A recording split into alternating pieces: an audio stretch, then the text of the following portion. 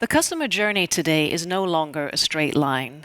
The way that customers seek information and embark on their buying journey is constantly changing. In many cases, they interact with your product or your services even before you as a marketeer are aware about it. So this calls for a new approach on how to support your customer's digital journey. So how can a better understanding of your data and ultimately also your customer's digital journey make you more successful and give you the competitive advantage that you're looking for?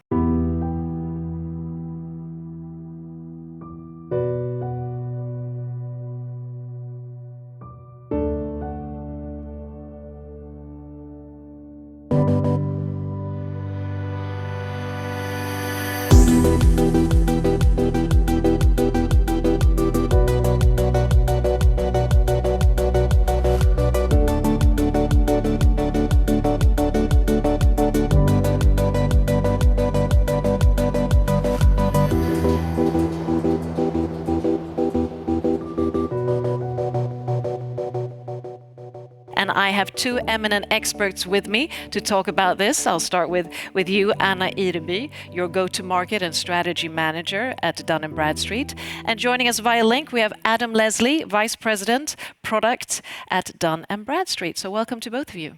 Thank you. Thank you.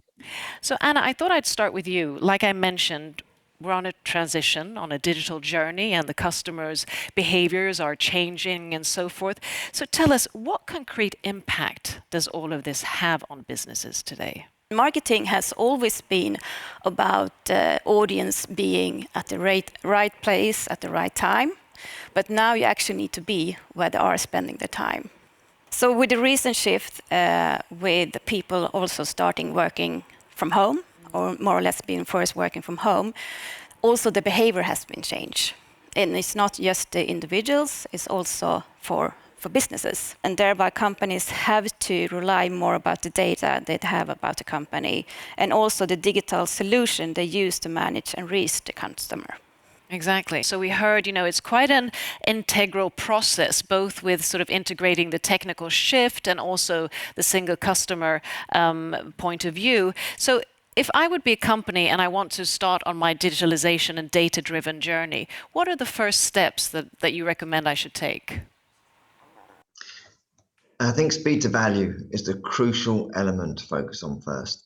There are so many components to a full solution that working to understand them all and working to implement them all in one jump will, for many, derail the sign-off and will cause a very stressful initial implementation and return on investment process.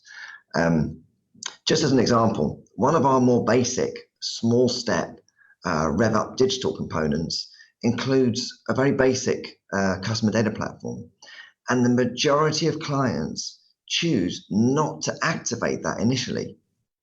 And I think that's a really telling example of keeping it simple, taking small steps, learn as you go, bring the culture along with you and demonstrate the ROI. There are also plenty of clients where the full CDP actually is the next step. And I think for these, the focus areas include combining all that first-party data that Anna was talking about and adding to it third-party data to form that unified, dynamic, single view of customers. I think secondly, to be able to build your audiences once and activate everywhere across multiple channels. Thirdly, that automation to handle the thousands of different target messages that you need to deliver. I think fourthly, that ability to prioritize and engage the best audiences with artificial intelligence. That's getting smarter every time you activate more campaigns. And I think lastly, it's that detailed performance and customer engagement reporting. So you stepped upon it, but how does data and technology come together to really help the marketeer and of course also in the long run, the buyer for that matter? The data and technology, it's like the car and the fuel or the cooker and the gas. One doesn't work without the other. And it's because there's so much data now that it can't be managed manually. It needs the technology to put it in so that it is actionable. That's what helps the marketer And that, therefore, makes it easier for the buyer. And I'm thinking, just to sort of emphasize for our viewers as well, and of course, Anna, if you want to also come into the conversation here. But so if a company wants to get started, or they're on their digital transformational journey or digitalization, what are sort of the top priorities to think about initially, to sort of hand a toolbox to the viewers? What should they be thinking of coming to priorities? Adam. I think the start point is that most companies will find out they are doing digital already. If you're listening to this, you're probably doing digital. It might be more in silos, and it might not be as much as you kind of feel you should be doing. But the point I'm making is this is more evolution and revolution. It's bringing people along a journey rather than starting from scratch. And I think to bring them along that journey, it's important to do that audit of where you are now. So what MarTech do you already have? How well are you using it? What ROI do you get from it? Do you measure the return on investment? They're really easy questions to ask, but they're probably quite difficult to answer. But once you understand that, you can begin to articulate a pitch.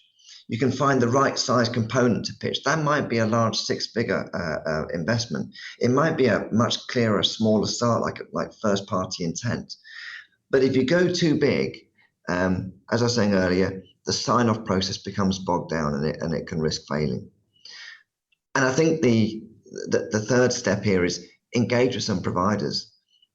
A good provider will keep it simple and shouldn't try to overpower the solution they're putting forward, because they know that if they do, then actually you'll probably struggle to get the sign-off, and so everyone loses out. I think be sure that the component that you test or the component that you buy can build as your digital solution builds as well. So that was good recommendations on sort of priorities. So just to sort of round off the discussions, if each of you, maybe 2 to 3 things to think about, pitfalls to avoid, maybe companies who are already in their digital transformation, what pitfalls should they try to avoid? Anna, if I start with you. You need to see the human behind the company. So you need to talk to the person and not directly to the company. So you need to be more relevant with your message to the customer than you are today. Adam? I think the digital journey should be everywhere. And I think the biggest element holding it back is identifying the right start point for your organization. Well, like you both said, data is, of course, the key component, but never forget the human component, because that is as vital. Thank you so much, Adam. Thank you so much, Anna, for sharing your insights. Truly, really relevant conversation. And hopefully our viewers also found this interesting and relevant. If you want to learn more or talk more about how to boost your sales and marketing strategies with data, then please do check out our website, or why not join us on LinkedIn. Once again, thank you all for watching. Hope you join us next time. And until then, stay safe and stay healthy.